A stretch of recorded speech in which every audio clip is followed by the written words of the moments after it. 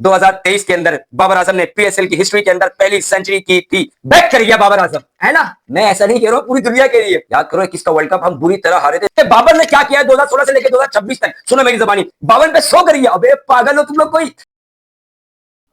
जी भाइयों अस्सलाम वालेकुम। बैक कर गया बाबर आजम, है ना। मैं ऐसा नहीं कह रहा हूं, पूरी दुनिया के लिए। पागल हुए वे बे, उनको शर्म नहीं आती है ये लिखने से पहले 52 पे 100 करिए। अबे पागल हो तुम लोग कोई। पीएसएल है भाई, पीएसएल है। ऐसा कौन सा पीएसएल है आज तक 2016 से लेकर 2026 तक जिसमें बाबर आजम ने परफॉर्म ना किया हो? मुझे जरा बतलाओ, है कोई ऐसा पीएसएल सिवाय 2025 के? मैं तुम्हें बताता हूं 2016 से लेकर 2026 तक के बाबर के स्टैट्स, कि बाबर ने क्या किया है 2016 से लेकर 2026 तक। सुनो मेरी जबानी, 2016 के अंदर बाबर आजम खेले थे इस्लामाबाद यूनाइटेड से, जी सिर्फ 2 मैच मिले थे, 15 रन किए थे, कुछ नहीं किया था। फिर 2017 के अंदर 10 मैच खेले कराची किंग से। कराची किंग ने इनको ले लिया था कि बाबर भाई यहाँ आ जाओ, आप हमारे साथ खेलना। बाबर आजम ने 2017 के अंदर कराची किंग से 10 मैच खेले, 291 किए हैं, 112 का स्ट्राइक रेट था, जिसमें हाईएस्ट स्कोर इन्होंने 50 किए थे T20 फॉर्मेट के अंदर। फिर आ जाओ 2018 के अंदर इन्होंने क्या किया है, 12 मैच खेले हैं, वो भी कराची किंग से, 402 रन किए हैं 2018 के अंदर। याद करो 17 में चैंपियन ट्रॉफी भी जीत गए थे हम लोग, ठीक है। लेकिन उस टाइम बाबर की कमान जो ना किसी के हाथ में थी, लेजेंड सरफराज अहमद साहब कप्तान थे। सही कह रहा हूं भाइयों, में समझ लो इस बात को। अच्छा, फिर आ जाओ 2019 के अंदर बाबर आजम ने कराची किंग से खेला, 11 मैच खेले, 335 रन किए 11 मैचों के अंदर, 115 का स्ट्राइक। तो भाइयों 17, 18, 19 में बाबर की आउटस्टैंडिंग परफॉर्मेंस। फिर आ जाओ 2020 कोविड का साल, कराची किंग से खेले, 12 मैच खेले, 473 रन किए हैं, 473, कितने 124 का स्ट्राइक रेट, और हाईएस्ट स्कोर क्या था 78। फिर आ जाओ 2021 के अंदर, याद करो 21 का वर्ल्ड कप हम बुरी तरह हारे थे, लेकिन पीएसएल के अंदर बाबर आजम की परफॉर्मेंस क्या थी 2021 के अंदर? 11 मैच खेले, 554, मतलब कि 594 रन किए, 554 रन किए 11 मैचों के अंदर, हाईएस्ट स्कोर 90। ये हो गया 2021 का। 2022 बाबर आजम ने 10 मैच खेले, 383 रन किए, 343, समझ रहे हो। तो भाइयों ये कहने का मकसद सिर्फ ये है, 2022 10 मैच 343 स्कोर, हाईएस्ट स्कोर, फिर 90। और फिर 2023 के अंदर बाबर आजम ने पीएसएल की हिस्ट्री के अंदर पहली सेंचुरी की थी। ये आप लोगों को याद है या मैं याद कराऊं? नहीं है, सुन लो, याद कर लो। बाबर आजम ने 2023 के अंदर पिशावर जल्मी को ज्वाइन किया। पिशावर जल्मी, क्योंकि देखो कराची में ना 2022 में जलील हो गए थे, रुस्वा हो गए थे। इनको जिस तरह ट्रेड, ये जो ट्रेड मांगते थे वो इनको ट्रेड नहीं किया जा रहा था, समझ रहे हो, बदनामी चल रही थी। आप 2023 का वर्ल्ड कप भी आप बुरी तरह हार गए थे, 22 के अंदर T20 वर्ल्ड कप आप ऑस्ट्रेलिया में जाके हार के आ गए, जलीलो ख्वार होके आ गए। फिर आपको पिशावर जल्मी ने 2023 में आपको खरीदा के आपको अपने पास बुलाया, आपको 11 मैच दिए पिशावर जल्मी ने, उसमें आपने 522 रन किए 145 के स्ट्राइक रेट के साथ, और आपने 115 अपना हाईएस्ट स्कोर T20 फॉर्मेट का आपने 2023 में मारा। लेकिन नतीजा क्या निकला? क्या 2023 के वर्ल्ड कप में सेमीफाइनल भी खेला हम लोगों ने? बताओ। बाबर ने 52 पे 100 कर दिए हैं। ये सब तो मैं कल से सुन रहा हूं, लेकिन अभी तक किसी ने ये सुना पाकिस्तानी टीम के लिए क्या किया है बाबर भाई? कोई एक तो इवेंट बता दो, या कोई एशिया कप दिलवा दो, या कोई T20 वर्ल्ड कप दिलवा दो। चलो ओडीआई वर्ल्ड कप तो बहुत दूर की बात है, कोई एक छोटा इवेंट वो दिलवा दो, लेकिन ऐसा कुछ भी नहीं है। खैर, अब आ जाओ 2024 के अंदर बाबर आजम फिर पिशावर जल्मी के अंदर 11 मैच खेलते हैं, 569 स्कोर करते, 142 का स्ट्राइक रेट। इनका हाईएस्ट स्कोर पता है क्या था उसके अंदर? 111। लेकिन क्या 2024 का world cup T20 world cup Pakistan जीता?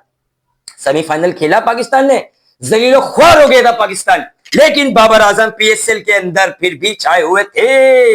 इस बात को समझो भाइयों, मैं तनकीद नहीं कर रहा हूं, आपको हकीकत से आगाह कर रहा हूं।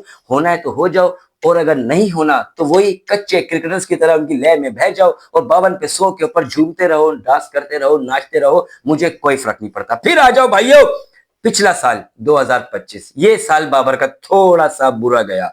पिशावर जल्मी से 10 मैच दिए, 288 रन कर सके, 128 का स्ट्राइक रेट था, 94 रन इनके बेस्ट थे बस।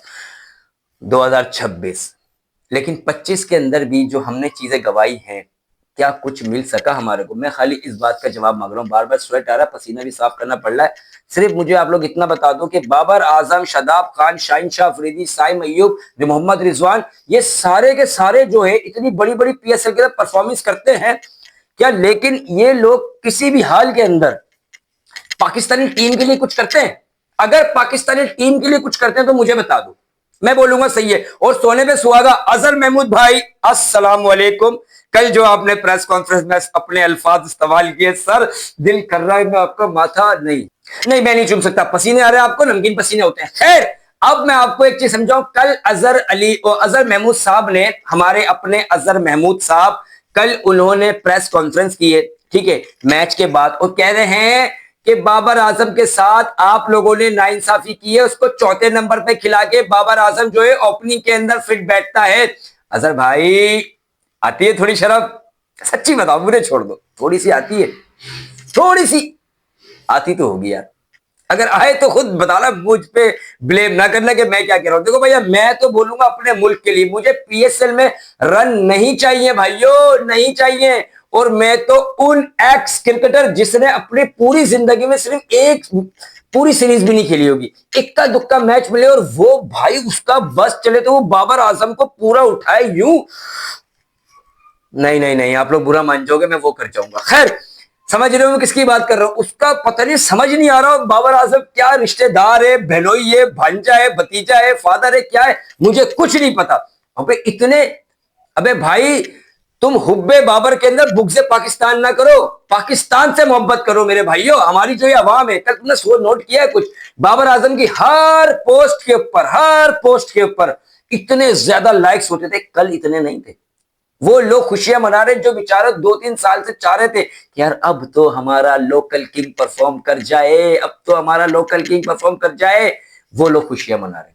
जिसको वाकई पाकिस्तानी क्रिकेट से लगाव है, जिसको पाकिस्तान से लगाव है, वो खुशियां नहीं मना रहे थे। उनको पीएसएल में स्कोर चाहिए ही नहीं मेरे भाई, उनको चाहिए पाकिस्तानी टीम में स्कोर। समझो इस बात को। और देखो भैया, जहां तक मेरा ये सेंस, मेरा अपना दिमाग कहता है ना, एक चीज समझना, 17 के अंदर बाबर आउटस्टैंडिंग था, 18 में बाबर आउटस्टैंडिंग था, 19 में बाबर आउटस्टैंडिंग था। बाबर आजम चाहे ओडीआई में हो, टी20 में, बाबर आजम के कॉलर ऐसे क्यों हुए? बाबर आजम का डाउनफॉल शुरू क्यों हुआ? उसकी सबसे बड़ी एक वजह क्या? बाबर के अपने अल्फाज। पहली चीज वो क्या थे कि हर बात में बाबर में एक अल्फाज कहते थे, ग्राउंड में जवाब दूंगा, ग्राउंड में जवाब दूंगा। दे दिए। अभी 3 दिन पहले प्रेस कॉन्फ्रेंस में बाबर ने क्या बोला? सीखने की, करने की कोशिश कर रहे हैं, सही है, बाकी जो अल्लाह के हाथ में, देखो अल्लाह ने करवा दिया। ये होता है अल्लाह का जवाब कि तू जब तू हम्बल रहेगा ना तो अल्लाह ताला रिजल्ट देगा। लेकिन भाइयों, बाबर आजम को बर्बाद करने में ना बहुत बड़ा जो हाथ है, अल्लाह ना करे बाबर अभी बर्बाद नहीं, बाबर का अब टाइम मजीद है। लेकिन क्या आप इंडिया के खिलाफ मुझे एक मैच फिनिश करके दो तो मैं आपको मानूं। आज मैंने एक ट्वीट पढ़ा, उसमें लिखा हुआ था कि बाबर आजम इस टाइम पे टी20 के अंदर विराट कोहली से बड़ा प्लेयर है। अरे भैया, ये लो भैया, 4 हाथ होते मैं वो भी जोड़ लेता। अबे अल्लाह को मान लो, अल्लाह को मान लो, बाबर हमारा स्टार है पाकिस्तान का, लेकिन विराट से कंपेयर नहीं करो, नहीं करो। विराट ने कोई एक आध मैच आईपीएल का नहीं जितवाया हुआ। अबे विराट ने पाकिस्तान के खिलाफ हमारे प्रीमियर पास फास्ट बॉलर जो अपने आप के अंदर, अपने आप को खुद ही अपने दिमाग के अंदर वसीम वकार में कंपेयर करते थे ना, हारिस और शाहीन, उनकी कुटाई की है, उनकी कुटाई। 18 बॉलों पे 48 चेस किए, उनको कूटा है तो वो विराट बना है। और विराट कोहली को अपने आप को मनवाने में कोई ये नहीं कि 8 में डेब्यू हुआ 16 में मनवाना, नहीं भाई। विराट का जब डेब्यू 8 में हुआ तो 9 के अंदर 183 अगेंस्ट पाकिस्तान विराट मार चुका था। समझो इस चीज को, जिसमें हमारे टॉप क्लास के बॉलर्स थे। क्वालिटी है विराट की यार। बाबर ने आज तक कितने मारे मुझे ये बता दो पाकिस्तान के तरफ से। मैं पीएसएल की बात नहीं कर रहा, पीएसएल में तो यार शाहीन सबसे ज्यादा विकेट लेता है। शादाब से बड़ा पीएसएल का ऑलराउंडर नहीं है, चाहे फील्डिंग हो, बैटिंग हो, बॉलिंग हो। बाबर से बड़ा पीएसएल का कप्तान नहीं है। हाँ, लेकिन इस 2026 के बाद मैं अपने अल्फाज 2-3 चेंज करूंगा, मैं समझता हूं। वो क्या? इस दफा जो मैं पेशावर ज़ल्मी में बाबर की कप्तानी में देख रहा हूं, नॉट आउट, आउटस्टैंडिंग हो रही है उसकी बैटिंग, आउटस्टैंडिंग। पता है ये क्यों हो रही है? बाबर हमें जवाब नहीं दे रहा है, बाबर इस गरीब अवाम को जवाब नहीं दे रहा है, बाबर जवाब किसको दे रहा है? जो 4-5 लोग उसको बर्बाद करने में लगे हुए थे ना, बाबर उसको जवाब दे रहा है। सबसे बड़ा बाबर को खराब करने में जो हाथ है ना, वो है मोहम्मद रिजवान साहब का। अगर मैं झूठ बोलूं गले से पकड़ लेना आके, सच कह रहा हूं। उसके बाद शाहिनशाह अफरीदी का, फिर शादाब खान का। अबे इन दोस्तियों के चक्कर में आके तो बाबर थल्ले लग रहा था।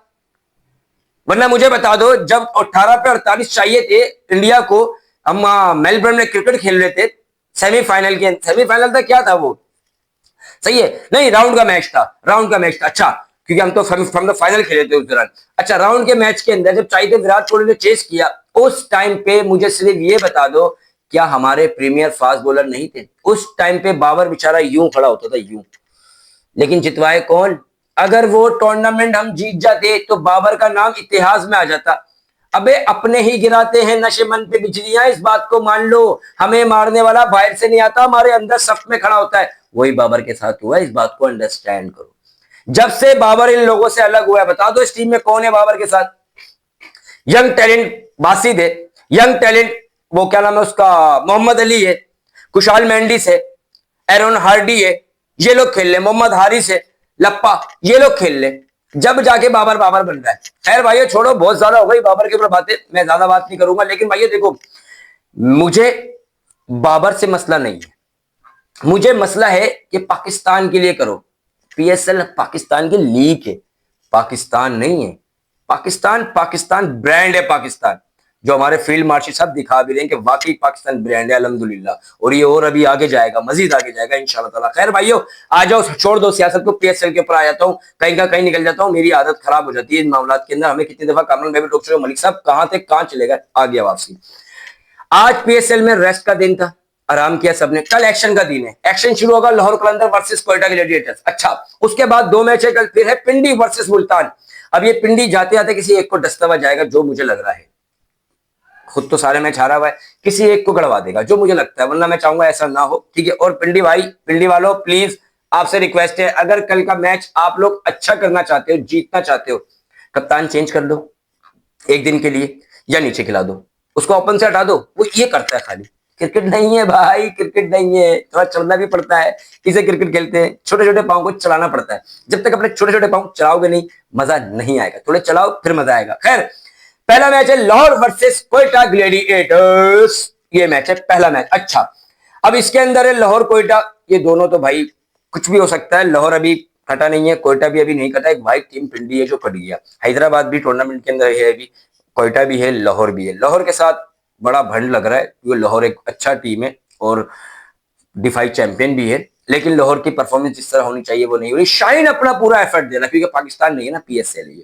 तो भाइयों कल के मैच के साथ डिस्कस करेंगे। बाकी अगर यार इस वीडियो के अंदर कोई भी बात मेरी बुरी लगी हो तो भाई माजरत, दिल से सॉरी। लेकिन फिर बोलूंगा, मेरे लिए पहले पीएसएल नहीं है, मेरे लिए पहले पाकिस्तान है। मैं बाबर को किंग जब मानूंगा जब बाबर आजम अगेंस्ट इंडिया दूसरी बैटिंग करते हुए पाकिस्तान को मैच विन कराएगा। फिर मैं बोलूंगा कि आप विराट से बड़े हो। वरना मेरे को ऐसा लगता है कि आपका करियर तो खत्म हो जाएगा, आप रिटायरमेंट के करीब तो आ जाओगे, विराट के करीब नहीं आ सकते। Thank you so much. जाते आते वही जो हमेशा कहता हूं, किया और कहता रहूंगा हर सांस के अंदर, पाकिस्तान हमेशा जिंदाबाद। Thank you.